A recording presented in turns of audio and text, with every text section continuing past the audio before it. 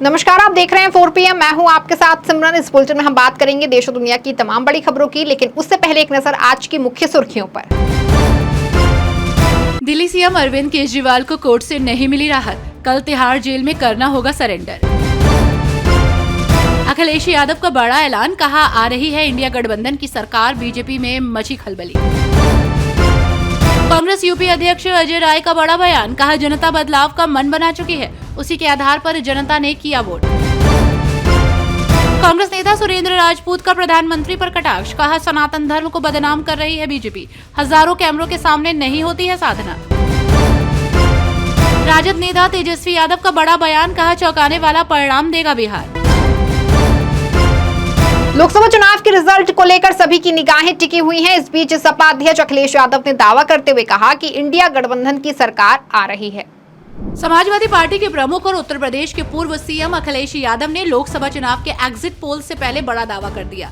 Social media site x पर अखिलेश ने दावा किया है कि Indian national developmental inclusive alliance यानी कि इंडिया की सरकार आ रही है। आपको बता दें कि अखिलेश ने लिखा कि वो पहेली याद है जिसमें पूछते थे कि अगर 2 डाल की चिड़ियों में से एक चिड़िया इधर डाल पर आ जाए तो उधर दोगुनी हो जाती है, और अगर इधर की एक चिड़िया उधर चली जाए तो दोनों बराबर हो जाती है।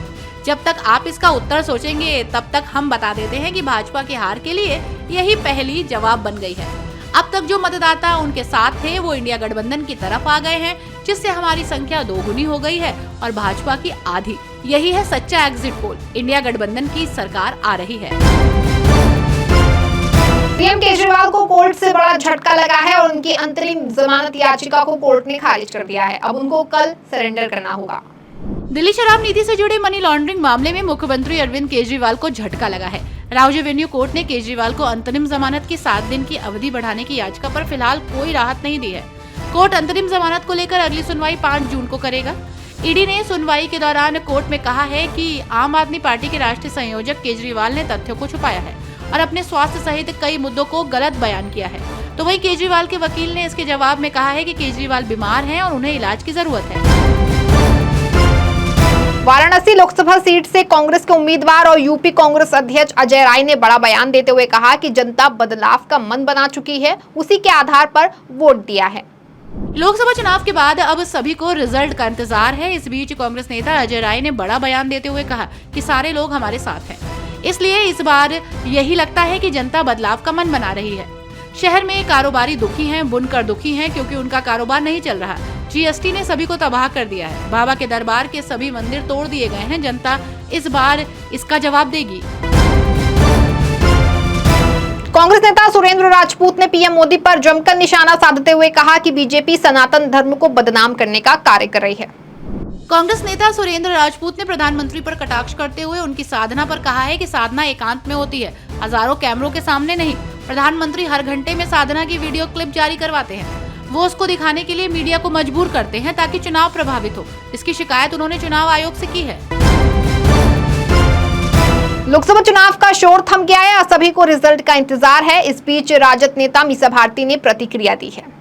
लोकसभा चुनाव को लेकर जारी सियासत खत्म हो चुकी है और अब सभी को चुनाव परिणाम का इंतजार है। इस बीच राष्ट्रीय जनता दल की नेता मीसा भारती ने लोकसभा के अंतिम चरण में ज्यादा से ज्यादा मतदान करने की अपील की थी और लोगों ने इस बार बढ़ चढ़कर मतदान भी किया है। आपको बता दें कि उन्होंने कहा है कि जनता ने इस बार अपने मुद्दों को सामने रखते हुए अपना वोट डाला है।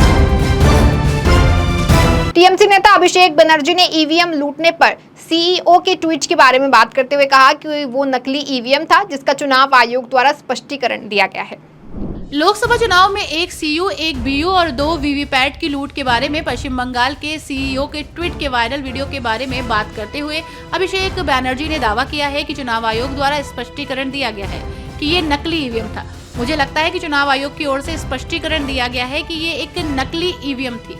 हालांकि मैंने वो जानकारी एकत्र नहीं की है जो मैंने अपने ब्लॉक नेतृत्व से सुनी है कि ये एक नकली ईवीएम थी और चिंता की कोई बात नहीं है। कुल मिलाकर मतदान शांतिपूर्ण रहा है और मैं पश्चिम बंगाल के लोगों से अपील करता हूं कि आज इस जन विरोधी सरकार को करारा जवाब देने का आपका समय है। सपा नेता आजम खान के 10 साल की सजा को लेकर बड़ा बयान देते हुए उनकी पत्नी डॉक्टर तंजीन फातिमा ने कहा कि इंसाफ की लड़ाई आखिरी सांस तक चलती रहेगी। सपा नेता आजम खान को डूंगरपुर मामले में हुई 10 साल की सजा के मुद्दे पर उनकी पत्नी डॉक्टर तंजीम फातिमा ने कहा है कि ये नाइंसाफी की चरम सीमा है। मीडिया से बात करते हुए उन्होंने आजम पर दर्ज किए गए मुकदमों को लेकर भी एक अधिकारी पर सवाल उठाए। सपा नेता आजम खान को डूंगरपुर के एक मामले में कोर्ट ने 10 साल की सजा सुनाई है। सजा सुनाए जाने के बाद शुक्रवार को सपा नेता की पत्नी डॉक्टर तंजीम फातिमा ने अपनी प्रतिक्रिया दी। उन्होंने कहा कि डूंगरपुर के किसी भी मामले में आजम खान का नाम एफआईआर में नहीं था, केवल चंद झूठे गवाहों का संज्ञान लेकर सजा दे दी गई है और उन्होंने कहा कि इंसाफ की लड़ाई वो आखिरी सांस तक लड़ती रहेंगी। कांग्रेस के नेता जयराम रमेश ने दावा करते हुए कहा कि अमित शाह जिला अधिकारियों को फोन कर धमकी दे रहे हैं।